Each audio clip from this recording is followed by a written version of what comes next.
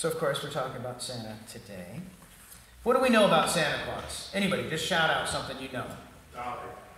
He's jolly. What else? Breaks into people's homes. Breaks into people's homes. Lovely. What else? Coal. Coal? Did I hear coal? Yeah, all right.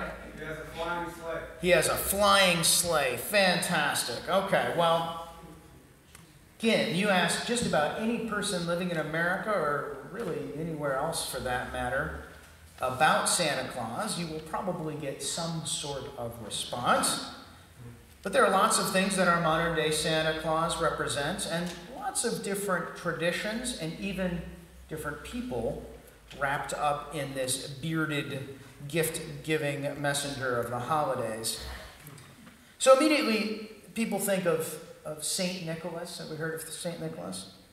How many of us actually know who St. Nicholas was? Just as a raise of your hand. Okay, let's start with, what century did he live in? Do we know? Third and fourth, that's correct. In fact, he was active in the First Council of Nicaea in 325, which we'll talk about in a second. That's a very important date for us. But yeah, Nicholas was born in southern Turkey and devoted himself as a Catholic priest, serving the area along that Mediterranean coast, that south side of Turkey. And he ended up in Myra. And several stories circulated about his works during his lifetime, and many stressed both his charity and his humility. So one such story has him attending to a poor man who has 3 daughters and no dowry to help them marry. Concerned they will be destitute and resort to a life of prostitution, the man begs Nicholas for his prayers. And in secret, Nicholas drops 3 bags of gold, 1 for each daughter, into the man's window. Now, a later iteration of this story says that Nicholas made the delivery on 3 successive nights, and that the man waited up to see the face of his benefactor on that 3rd night, once he figured out what was happening. So as not to be seen, Nicholas dropped it in the chimney instead. And as the story goes, the satchel landed where else but in one of the daughter's stockings, which had been hung by the hearth to dry.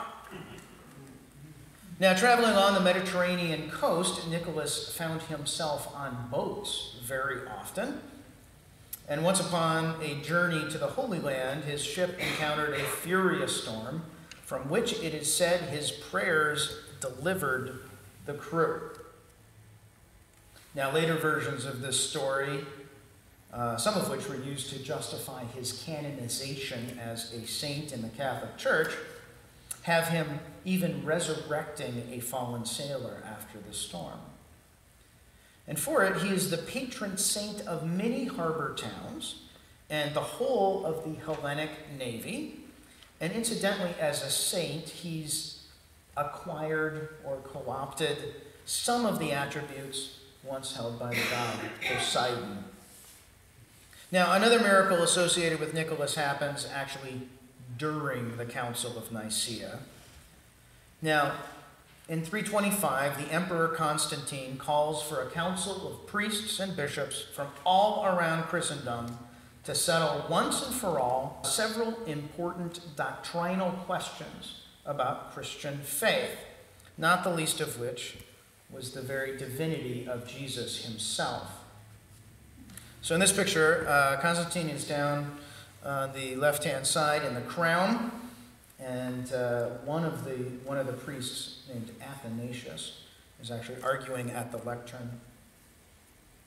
Now, some people claimed that Jesus was a man, simply, a prophet, even possibly a Messiah in the Hebrew sense of the word, which means anointed one who is anointed by God or selected by God for a specific task. Some people claimed he was God himself. Others said he was both. Now, this was important to figure out because all around the Roman Empire, people were praying to pictures, icons, and statues of Jesus as if he were God. And if he were not God, then were not the early Christians disobeying not one, but two of the 10 commandments? It's actually the first two, which you would assume are pretty important. The thou shalt not have any gods above me, number one, and thou shalt not worship false idols, also known as graven images, that line. So an icon of Jesus, if he were a man, is pretty problematic for early Christians, especially as they're trying to establish some consistency across the empire. Well, Nicholas was a bishop at the time the council convened in 325 of the Common Era, and he was fully invested in a relatively new concept that was intended to answer this question once and for all. It was called the Trinity. Now, Nicholas and his group said that God was actually split into 3 equal and co-eternal parts that we might know as the Father, the Son, and the Holy Spirit. But there was another group at Nicaea, led by a man whose name should be familiar to some of us. His name was Arius. And Arius and his followers could not reconcile their faith with a Trinitarian view and said it simply didn't make sense that the Son could have existed at the same time as the Father. And they said that therefore Jesus may have been more divine than other people, but he was not the same thing as God the Creator. Now, Arius did not come up with this idea, but he was rather holding on to what the majority of Christians would have believed in the first couple centuries after Jesus lived and died. But Arius himself did lend his name to this philosophy and this time, which is still referred to as the Arian controversy, and his followers simply as Arians. Now, we call them something else, though. Anyone want to guess what we call Arians today? Unitarians, absolutely. So Arius is kind of our patron saint, if we ever had such things. So apparently Nicholas and Arius didn't like each other very much. They fiercely debated the issue at Nicaea, and Nicholas became enraged. During Arius' presentation to the council, Nicholas rose from his seat, confronted Arius, and struck him so hard in the face that Arius was knocked off of his feet. So after this happened, everybody was aghast, including Constantine, who was there.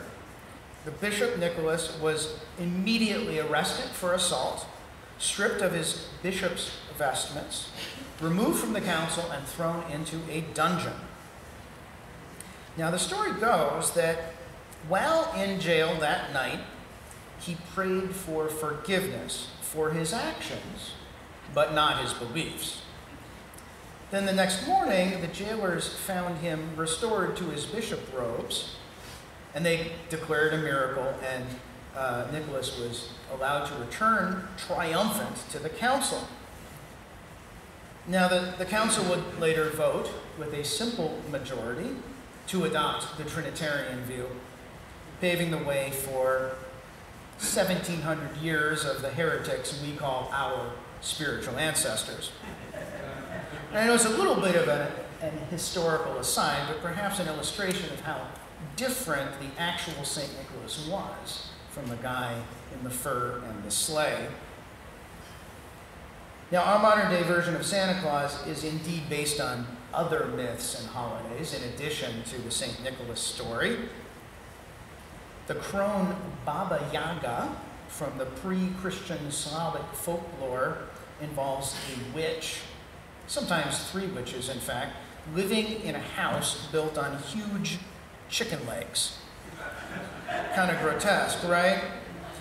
Now, you wonder what connection Baba Yaga might have to the Santa Claus myth. But Baba Yaga, who incidentally sometimes eats children, sometimes, she is also known to leave candy and presents for good children in their shoes on the winter solstice, and a lump of firewood or coal in the shoes of the not-so-good children.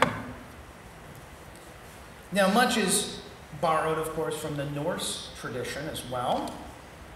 As Christianity expanded northward from Rome and the Middle East through mainland Europe and the British Isles towards Scandinavia, it stole many of the local customs, holidays, and myths of the peoples it encountered.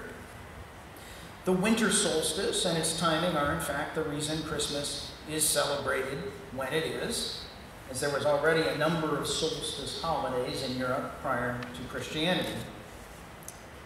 And again, like we talked last week, remember that the further one gets from the equator, or the closer one gets to either pole, the more significant the change in daylight becomes near the solstices. So when one gets to northern Scandinavia, that part above the Arctic Circle, there is more than a day when the sun simply doesn't rise above the horizon at all. So Yule, the ceremony for the return of the sun, was very important to the Norse people, and they were not about to give it up for the sake of a new religion. Now, Odin is the Norse father god, and he had a very important role to play in Yule, this winter solstice holiday. He led the annual wild hunt of spirits across the night sky, riding an 8-legged steed at the head of the ghostly procession. Now, it's not a large leap to imagine that an 8-legged flying horse might turn into what? 8 flying reindeer, right?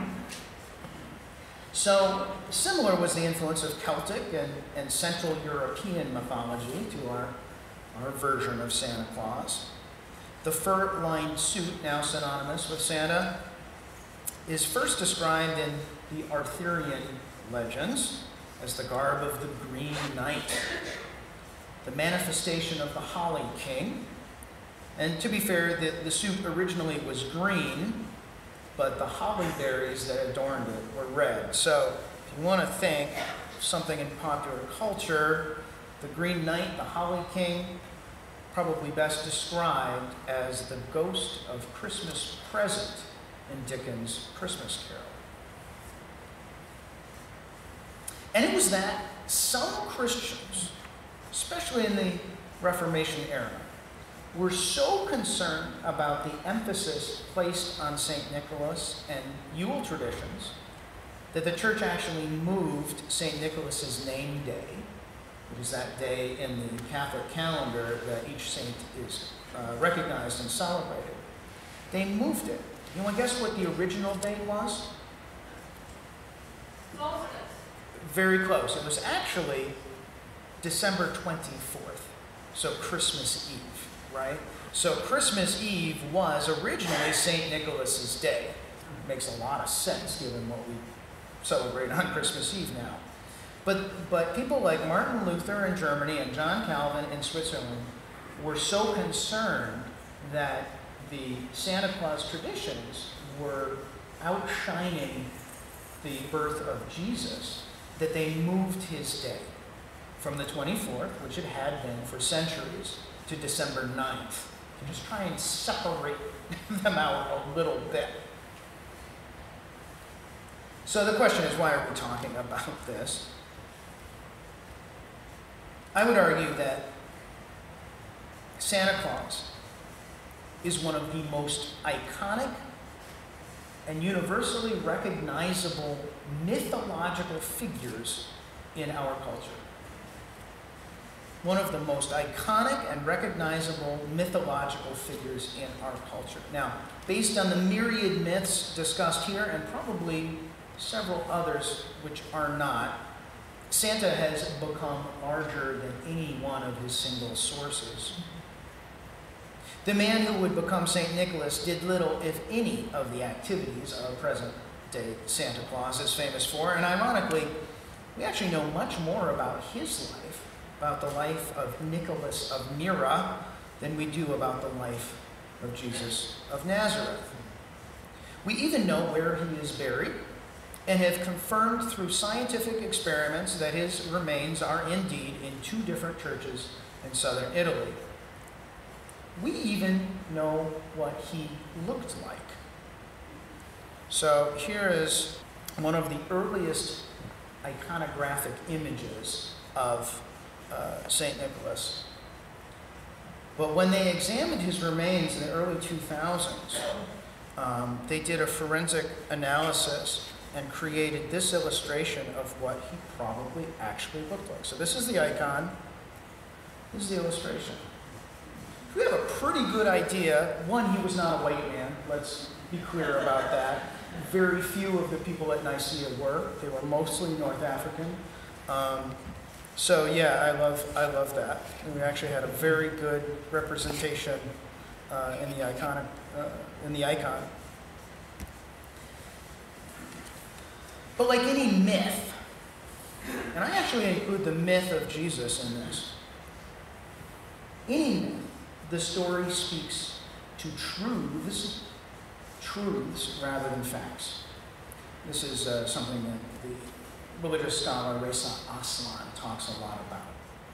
The myth itself illustrates something about ourselves through employing universal archetypes. Santa has become more than just a gift giver, more than just a slave driver. He has become an icon of gentle masculinity, a grandfather figure perhaps, which calls us to our best selfless selves. Even the constant manipulation of the character for financial gain through advertising and popular culture cannot take away from the truth that resonates with us, that of a caring and generous, kind old soul. The idea of Nicholas praying with sailors in the midst of a Mediterranean squall is perhaps as foreign an image to the story of Santa as him striking Arius in the middle of a conclave of priests. The celebration of the solstice as part of Christian worship is as antithetical to the original people who practiced the religion as the over-consumerism of the Christmas season is to many of us today. But therein lies perhaps the truth in Santa Claus, that he speaks to things in ourselves that bring out, hopefully, the best of us. The instinct to be generous without need for acknowledgement. The instinct to be kind whether or not we are recognized for that kindness. So it is not coincidence, therefore, that this character, this mythological personage that is Santa Claus, has become part of Christmas, which is at its base a celebration of the hope inherent in the human potential to be and do good. So this holiday season, might we look past the commercials featuring Santa Claus that try and sell us Coca-Cola products and Mercedes-Benzes, though I do like the idea of flying Mercedes-Benzes, I will admit. And even give up our disappointments that we might have to learn of some of the failings of the real St. Nicholas, and focus on what Santa represents. The generosity of spirit and the love we all have for all people, especially this time of year. So, Merry Christmas, everyone. Blessed be, and Amen.